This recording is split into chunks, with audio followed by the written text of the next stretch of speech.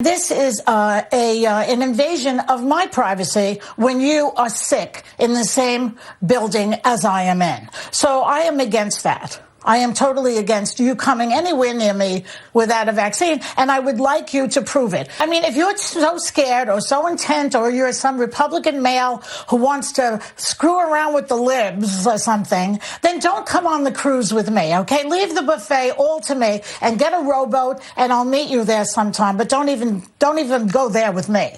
It's a public safety issue. It's not a political issue, so get over it. I think we're just headed more and more towards a completely divided nation where we will have red states and blue states with entirely different comfort levels and laws. And we are heading more and more towards the most divided America of our time. And this is just another example of that. All these states are reopening. They're reopening at 100%.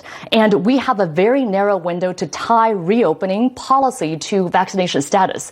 Because otherwise, if everything is reopened, then what's the carrot going to be? How are we going to incentivize people to actually get the vaccine? So that's why I think the CDC and the Biden administration needs to come out a lot bolder and say, if you're vaccinated, you can do all these things. Here are all these freedoms that you have. Because otherwise, people are going to go out and enjoy these freedoms anyway. Dozens of startups, as well as major companies like Microsoft, Ticketmaster, Apple, and Google have shown interest or are currently working on creating their version of an immunization certificate for COVID-19. There are going to be communities and areas of the country where it starts to make sense due to high availability of vaccine to say, you want to come back to work in person, got to show me a vaccine certificate. You want to go in a bar, a restaurant, got to show me a vaccine certificate. With a COVID certification, you're going to gain freedom, you're going to gain mobility, and I'm going to suggest that you're probably going to be able to get certain jobs. If you want to work on a cruise ship, I can't imagine that they're not going to be advertising that everybody who's on the staff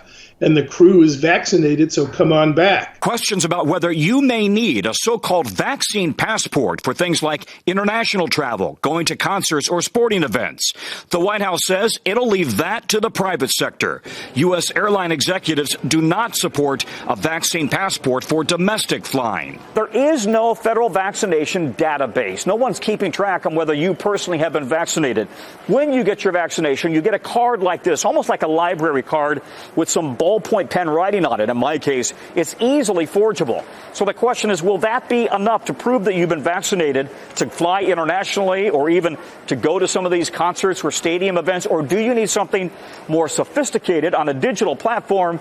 And that's what so many companies and states, countries and airlines are now working on.